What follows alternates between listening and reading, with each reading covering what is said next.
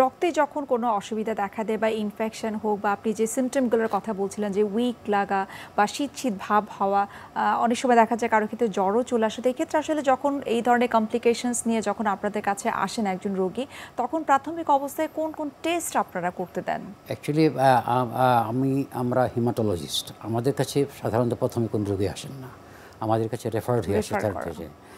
এইসব ধরনের যে উপসর্গগুলো বললেন এগুলোই থাকে যখন তখন তারা নর্মাল যে কোনো ডাক্তারের কাছে যায়, তখন ডাক্তার একটা বেসিক টেস্ট করে, যেটাকে বলে আমরা blood complete picture, blood CBC বা ব্লাড কমপ্লিট কাউন্ট।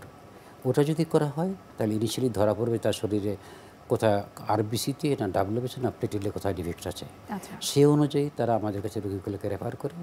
আমাদের কাছে আসলে আমরা তখন তাদেরকে বিশেষ পরীক্ষার মাধ্যমে নির্ণয় করি যে তার কী কারণে এবং কেন সেই জিনিসটা কমে গেছে।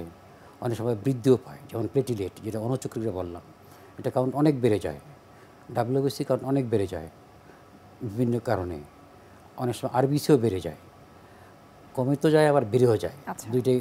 দুইটাই রোগ আমরা বিভিন্ন পরীক্ষার মাধ্যমে সেটা আমরা নির্ণয় করতে হয়।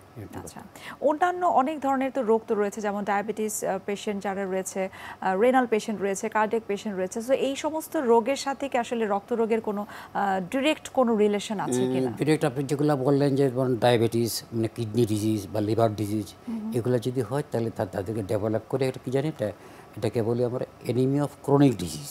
আচ্ছা, ক্রনিক কতগুলো ডিজিজ যদি থাকে তখন তাদের মধ্যে রক্তশূন্যতা দেখা দেয়। এটাকে বলে আমরা আমাদের ভাষায় বলি যে এনিমিয়া অফ ক্রনিক ডিজিজ।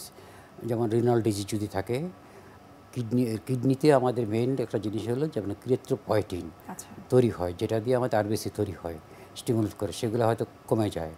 অথবা লিভার কোনো ডিজিজ যদি হয় তখন তার জন্ডিস বেড়ে যায়, জন্ডিস হয়ে যায়, বা অনেক লিভারের মধ্যে ঠিকমতো সেগুলো বিক্রিয়া ঠিকমতো হয় না, তখন তার অনেক সময় প্রবলেম দেখা দিতে পারে, রক্ত দেখা দিতে পারে।